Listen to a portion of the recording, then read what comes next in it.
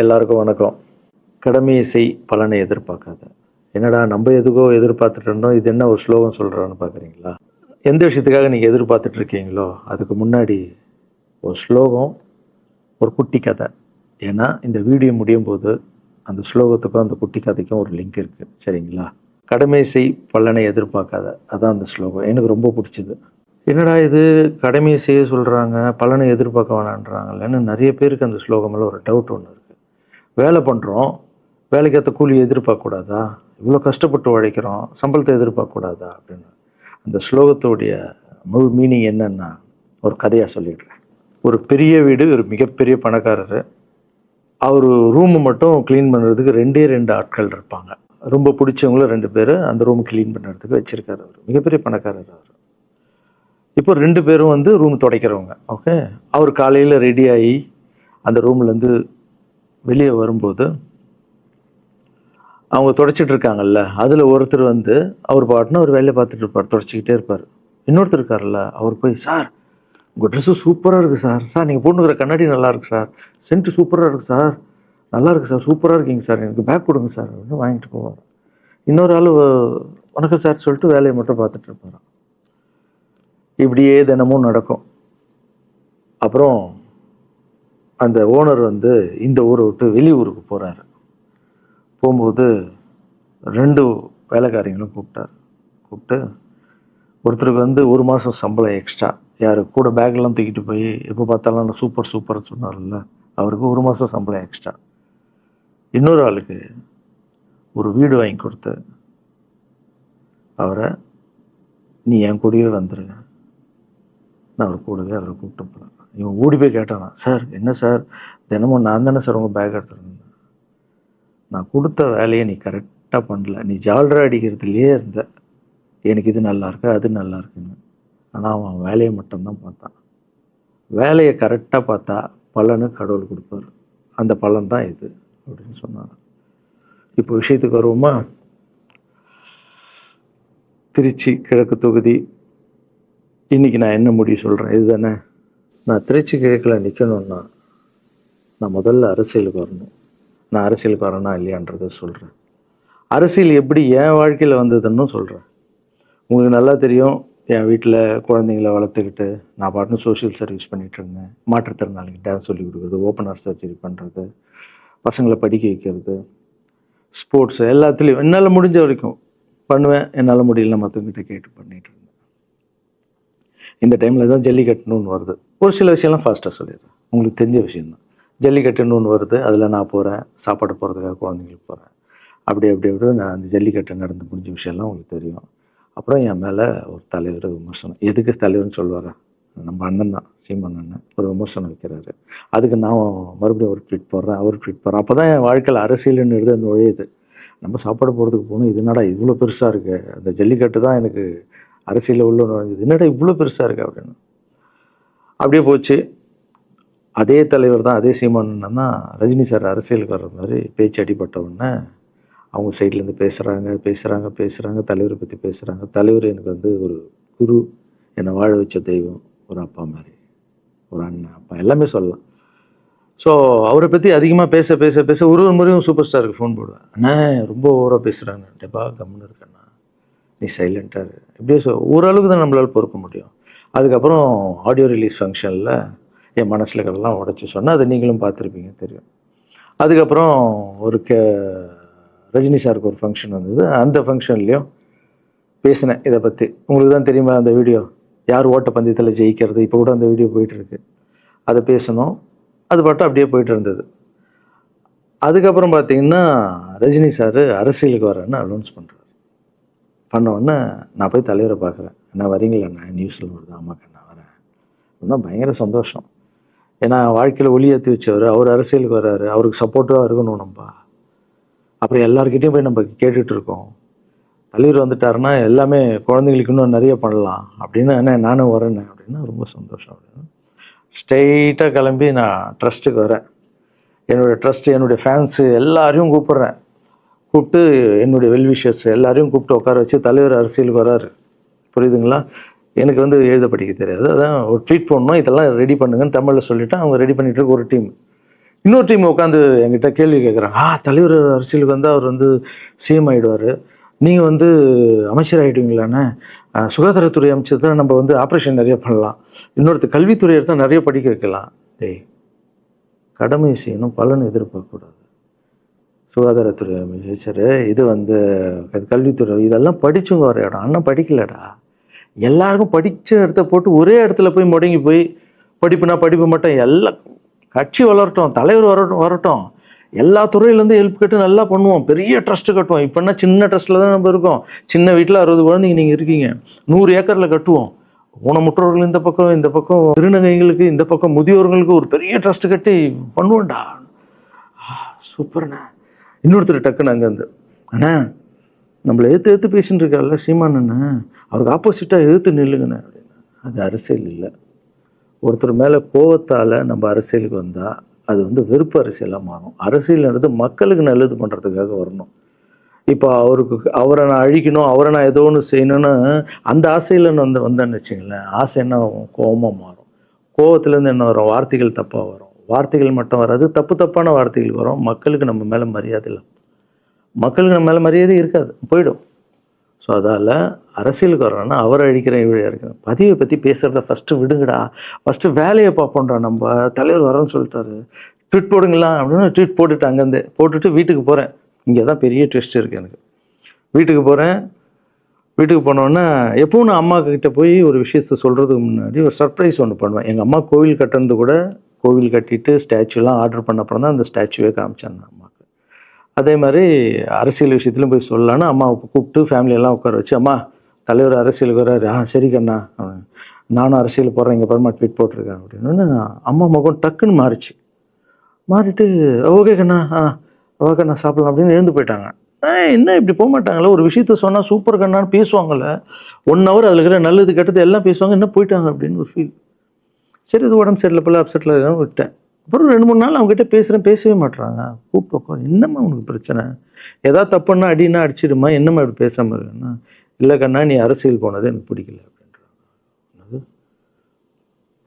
ஏமா அரசியல் போனால் பிடிக்கல? இல்லை கண்ணா, அது ஒரு சாக்கடை, அரசியலுக்கு போகக்கூடாது, அது வந்து பணம் கொடுக்குறாங்க அரசியலுக்கு, ஊட்டு வாங்குறதுக்கு பணம் கொடுத்து தாங்க நான் ஜெயிக்கிறாங்க. அதுக்கப்புறம் ஜாதி இல்லைன்னுவாங்க, ஜாதி இருக்குது, மதம் இல்லைன்னுவாங்க, மதம் இருக்குது, அந்த சாக்கடைக்குள்ளே நீ போகாதப்பா. நம்மளுக்கு வாழ்க்கையை ஒளி வச்சு ஏற்றி வச்சவர் தானே நம்ம சூப்பர் ஸ்டார், அவர்கிட்ட என்னை கூப்பிட்டு போப்பா, நான் சொல்கிறேன், அவர் ஒரு ஆன்மீகவாதி, அவரும் அரசியலுக்கு வருவானா, இந்த வயசில் அவர் நிம்மதியாக இருக்கட்டும், எதுக்கு அரசியலுக்கு வர்றாரு, என்னை கூப்பிட்டு போ, அப்பாயின்மெண்ட் வாங்கி கொடுத்துருந்தாங்க. அப்பாயின்மெண்ட் வாங்கி கூட நானும் வேறு கனவுல வந்து மைண்ட் வைஸ், அம்மா நான் சொல்கிறது கேளுமா, நம்ம எத்தனையோ இப்போ வந்து எல்லா குழந்தைங்களுக்கும் ஒவ்வொரு ஸ்டேஜில் போய் கேட்டு தானேம்மா ஹெல்ப் நடக்குது. இப்போது தலைவர் வந்துட்டாருன்னா நம்ம தாராளமாக பண்ணலாம்லம்மா, உன் கையில் எவ்வளோ காசு இருக்கோ அதுக்கு மட்டும் செய், அரசியல் வேணான்னு சொல்கிறேன் அப்படின்னு போயிட்டான். அந்த ஃபேஸ் வந்து அதுக்கப்புறம் அடிதான் நம்மளுக்கு. சரி, இந்த உலகத்தில் அம்மா மீறி பண்ணலாம், ஆனால் நான் உருப்பிட மாட்டேன், எனக்கு நல்லா தெரியும். இந்த உலகத்துலேயே எனக்கு யாருன்னா எங்கள் அம்மா தான். அது அம்மா இல்லை, எங்கள் கடவுள்னே சொல்லலாம், நான் எதிர்க்க பார்க்குற கடவுள். சரி, அம்மாவுக்கு சொல்லி புரிய வைக்கலாம், என்னடான்னு தலைவர்கிட்ட போய் எப்படி சொல்கிறது, பசங்கிட்ட ஒரு பயங்கர பில்டப் கொடுத்துட்டோம், அது இதுன்னு எல்லாம் வேலை பார்த்துட்டு இருக்காங்க, என்ன பண்ணுறது. அந்த டைமை பார்த்து கொரோனா வருது. ஒரே ஷாக்கு, வெளியே போக முடியாதுன்றாங்க, இல்லைன்னா முடிஞ்சு போச்சு. பிரச்சாரம் பண்ண வெளியே போக முடியாது, தலைவருக்கு உடம்பு சரியில்லாமல் போகுது, ஹைதராபாத் ஷூட்டிங் போகிறாரு, உடம்பு முடியல, அப்படியே எல்லாமே கொலாப்ஸ் ஆகுது. அப்புறம் தலைவர் அலௌன்ஸ் பண்ணுறாரு, நான் அரசியலுக்கு வரல, டாக்டர்ஸ் வந்து போகக்கூடாதுன்னு சொல்லிட்டாங்க, கொரோனா டைமில் நம்ம வந்து பிரச்சாரம் போக முடியாது, அந்த காரணம் சொன்னார், இது உங்களுக்கு எல்லாருக்கும் தெரியும். அவ்வளோதான், தலைமையில் கை வச்சுன்னு உட்காந்துட்டோம். நான் ட்ரஸ்ட்டில் இருக்கிற குழந்தைங்க மற்றவங்க எல்லோரும் என்னென்னோ நினச்சி ஒர்க் பண்ணிட்டு இருந்தால எல்லாரும் அப்செட்டில் உட்காந்துருக்கோம். தலைவர் ஒருத்தம் போய் பேசி பார்க்கலாம் அவர்கிட்ட, தலைவர் வர்றாரு, கூப்பிட்றாரு, போகணும். அந்த மாதிரி தலைவரை பார்த்ததில்லை நான். அப்படியே எனக்கு புரிஞ்சுது, அவர் ரொம்ப வலியில் இருக்கார் அப்படின்னு. எவ்வளோ சுறுசுறுப்பானால உடம்பு முடியலைங்கண்ணா. பரவாயில்ல, உங்கள் உடம்பு தானே முக்கியம், என்ன இதெல்லாம் என்னென்ன தூக்கி போடுங்கண்ணா. இல்லைங்கண்ணா, இத்தனை வருஷம் என்னை வாழ வச்சாங்கல்ல, அவங்களுக்கு ஏதாவது ஒன்று பண்ணணும்னு நினச்சாங்கண்ணா, இங்கே குத்துதுக்கண்ணா, எனக்கு என்ன பண்ணுறதுன்னு தெரியல, ரொம்ப கஷ்டமாக இருக்குது அப்படின்னா. அண்ணே அதை விடுங்கண்ணே, எல்லாம் அப்படின்னு அவர்கிட்ட பேசிட்டு அவர் வந்து அப்போ நான் முன்னாடி பேசும்போது அவர் சொல்கிறார், நான் கூட பதவிக்கு வரணும்னு ஆசைப்படல, இன்னொரு நல்ல ஆள் படித்த ஆள் அங்கே நிற்க வச்சு பார்ப்போம். யாருன்னே சொல்லுவேன், யாருன்னு கூட சொல்லலை.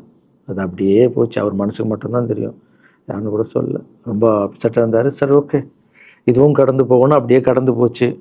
எனக்கும் காஞ்சனா படம் அது இதுன்னு பெரிய ஹிட் ஆகுது. அதுக்கப்புறம் யார்கிட்டையும் நீங்கள் யாரும் எனக்கு ஹெல்ப் பண்ண வேணாம். முதல் நாள் நான் கலைஞர் ஐயா கிட்ட ஹெல்ப் கேட்டேன். அவர் ஒரு சில குழந்தைங்களுக்கு ஹெல்ப் பண்ணார். அதுக்கப்புறம் அன்புமணி ராமதாஸ் ஐயா, அவரும் ஹெல்த் மினிஸ்டர் இருக்கும்போது அவர் ஒரு சில குழந்தைங்களுக்கு ஹெல்ப் பண்ணார். அப்புறம் நம்ம விஜய் சார் நண்பர், அவர் ஒரு குழந்தைக்கு ஆப்ரேஷன் பண்ணார். ஸோ இருக்கும்போது என்னால் முடிஞ்ச வரைக்கும் சொந்த பணத்தை போட்டு பண்ணிவிடுவாங்க. முடியாத போது தான் நான் அந்த ஹெல்ப்பை கேட்பேன். இப்போ தான் நல்லா வந்துட்டுமே, யாருக்கும் எனக்கு பணம் கொடுக்க வேணாம், இனிமேல் என் சொந்த பணத்திலே பண்ணுறேன்னு சொல்லிட்டு நான் பாட்டுன்னு ஒரு வீடியோ கூட நான் போட்டேன், இனிமேல் யாரும் பணம்லாம் கொடுக்க வேணாம். அப்படியே போயிட்டுருக்கு. காஞ்சனா எல்லாம் முடிஞ்சு ஜிகிர் தண்டா படம் ரிலீஸ் ஆகுது. ஜிகிர் தண்டா பார்ட்டி போயிட்டுருக்கு. டைரக்டர் நின்று பேசுகிறேன். நான் டைரக்டர் கிட்ட போகிறேன். டைரக்டர் யார்கிட்டயோ ஃபோனில் பேசிகிட்டு இருக்காரு. அப்படியே பேசிகிட்டு இருக்கிறவர் டக்குன்னு இந்தப்பா சீமானன் பேசுவான்னு கொடுத்துட்டாரு என்கிட்ட. அவருக்கும் தெரியாது நான் பேச போகிறேன். அவர்கிட்ட லாரன்ஸ் பேசுவார், சீமானன் ரெண்டு பேரும் சைலண்ட்டு. நானும் எதுவும் பேசலை, சீமானனும் எதுவும் பேசலை. அப்படியே ஒரு நிமிஷம் அப்படியே நிற்கிறோம். பெரியவர் இல்லை என்னாலும் அண்ணன் அப்படின்னு, அவ்வளோதான் அண்ணன். பயங்கர பாசம். எந்த இடத்துல கோவம் இருக்கும் அந்த இடத்துல குணம் இருக்குன்னு சொல்லுவாங்கள்ல. அண்ணன் புகழ்ந்து தள்ளுறாரு ஜிகர் தண்டாவை. இப்படி பண்ண கண்ணா, அப்படி பண்ண இவ்வளோ சூப்பராக பண்ண, அந்த சீன் எனக்கு ரொம்ப பிடிச்சதுன்னு.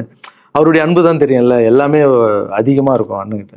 அண்ணா ரொம்ப சந்தோஷமாக வாழ்த்தினார். அப்புறம் நான் மாற்றம்னு ஒரு அமைப்பு ஆரம்பிச்சிருக்கேன்ல, இந்த விவசாயிகளுக்கு டிராக்டர் கொடுக்கறது, அப்புறம் மாற்றுத்திறனாளிக்கு ஸ்கூட்டி கொடுக்குறது, எல்லாமே அதை பார்த்துட்டு பத்திரிகையாளர் கேட்குறாங்க அவர்கிட்ட, ரகுவலரன் சார் மாற்றம்னு அமைச்சிருக்காருன்னா, நல்ல விஷயம் தம்பி, நல்லா பண்ணிட்டோம், நல்லா இருக்கட்டும் அப்படின்னு வாழ்த்தினார். ஸோ ஒரு பெரிய பிரச்சனைக்கு கடவுளே அதை அப்படியே சால்வ் பண்ணி வச்ச மாதிரி ஆயிடுச்சு. அப்படியே போச்சு. ஆனால் நீங்கள் நல்லா இருக்கணும், எங்கே இருந்தாலும் நல்லா இருப்பீங்க. எப்போல்லாம் ட்ரஸ்ட்டுக்கு போகும்போது பசங்களாம் கேட்பாங்க, அந்த 100 ஏக்கர் ட்ரஸ்ட்டு குழந்தைங்க, சரி ஓகேடா. அப்படி பார்த்தீங்கன்னா நண்பர் விஜய் சார்கிட்ட பேசிகிட்டு இருக்கும்போது நான் வர அரசியலுக்குன்றார். நிஜமா நண்பா அப்படின்னு, எஸ் அப்படின்னு. மறுபடியும் போய் ட்ரஸ்ட்டில் உட்காந்து டேய் நண்பர் வராரு. ஏன்னா சூப்பர் ஸ்டார் எனக்கு எவ்வளோ க்ளோஸோ, நண்பர் கூட அவ்வளோ க்ளோஸ் தான் எனக்கு. ஏன்னா மேகமாய் போகிறேன்ற சாங்லேருந்து நான் அவருக்கு டான்ஸ் மாஸ்டராக பண்ண ஆரம்பித்தேன். அதுக்கப்புறம் நிறைய சாங் பண்ணேன், சரக்கு வச்சுருக்கேன். அப்போ உங்களுக்கு தெரியும், அந்த தாம் தக்க தீம் தக்க அவருக்கு மட்டும் நான் ஸ்பெஷலாக பண்ணி கொடுத்துட்டு போவேன். தமிழ் வேறு யாருக்கும் பண்ண மாட்டேன். அவர் கூப்பிட்டா வருவேன், தலைவர் கூப்பிட்டா வருவேன், சாங் பண்ணிட்டு போவேன். அவர் வரணும் போது எஸ், ஏன்னா அவர் ஒரு முடிவு எடுக்க மாட்டார், எடுத்தாருன்னா அவர் நல்ல உழைப்பார், நல்ல உழைப்பாளி, பண்ணுவார் அப்படின்னு நினச்சி மறுபடியும் போய் ட்ரஸ்ட் ஆளுங்கெல்லாம் பேசுகிறதுக்கு முன்னாடி, ஐயோ அம்மா இருக்காங்களே பிடிக்காத, ஃபஸ்ட்டு அங்கே கரெக்ட் பண்ணணும்ல. அங்கே போனேன். அம்மா நண்பர் அரசியலுக்கு வராருப்பா, என்னம்மா அப்போ தான் ஓகே, இப்போ எல்லாம் மாறி இருக்கு, போகலாமா, நீ ஃபஸ்ட்டு அவர்கிட்ட ஒரு அப்பாயின்மெண்ட் வாங்க, நான் உன்னை கூப்பிட்டு போகிறேன் அப்படின்னா.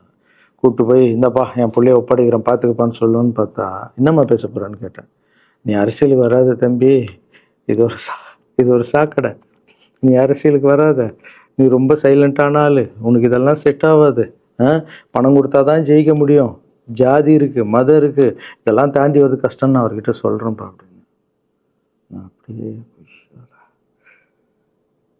மா புரிஞ்சுக்குமாண்ணா, டேய் மீன் குழம்பு வச்சுருக்கேன் சாப்பிட்றேன், அதே மீன் குழம்பு.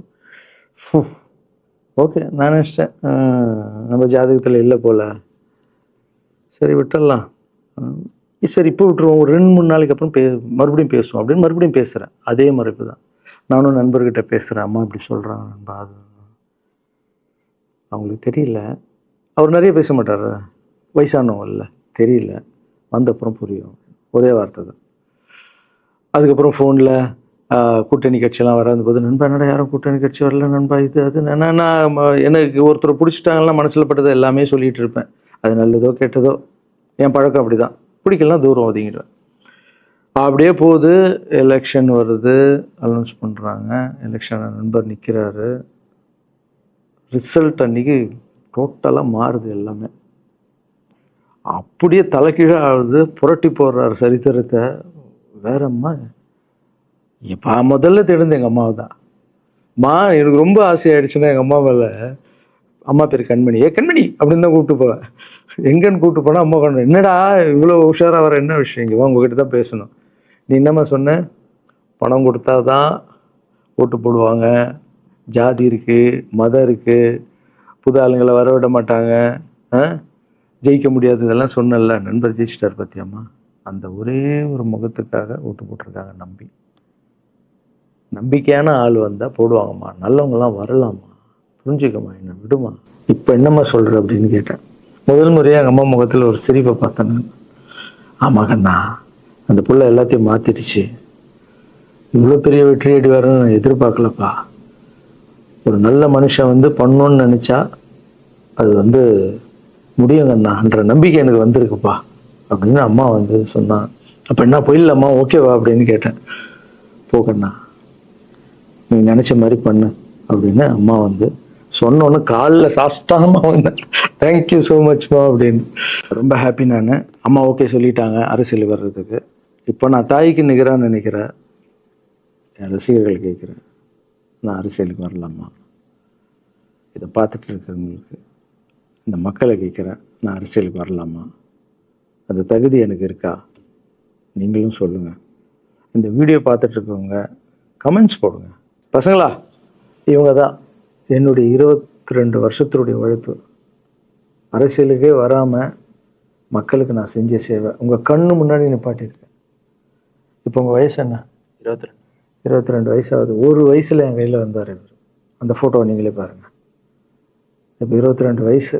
ஒரு குழந்தைய வளர்க்குறதுக்கு நீங்கள் எவ்வளோ கஷ்டப்படுவீங்க உங்களுக்கு தெரியும்ல. அந்த கஷ்டம் என்னென்னா, ஸ்கூலுக்கு அனுப்புறது ஃபீஸ் கட்டுறதுலேருந்து, உடம்பு சரியில்லாமல் போனான்னு அவன் ஆசையில் நிறைவேற்றுறதுலேருந்து, ஒரு குழந்தைக்கு அப்படின்னா 60 குழந்தைங்களை வளர்த்துருக்கேன். எவ்வளோ பிரச்சனை வந்திருக்கேன், எவ்வளோ நோய்கள் வந்திருக்கும், எவ்வளோ நைட் தூங்காமல் வந்திருக்கேன், அதில் எவ்வளோ டிஸ்டர்ப், அதுவும் என் வீட்டில் வளர்த்துருக்கேன்.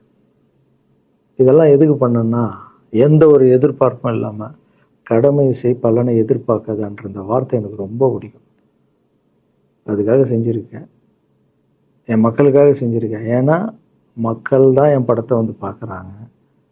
மக்களால் தான் நான் கார் வாங்குகிறேன், வீடு வாங்குகிறேன், சந்தோஷமாக இருக்கேன். அவங்களுக்கு இந்த சொசைட்டிக்கு நான் ஏதாவது பண்ணணும்.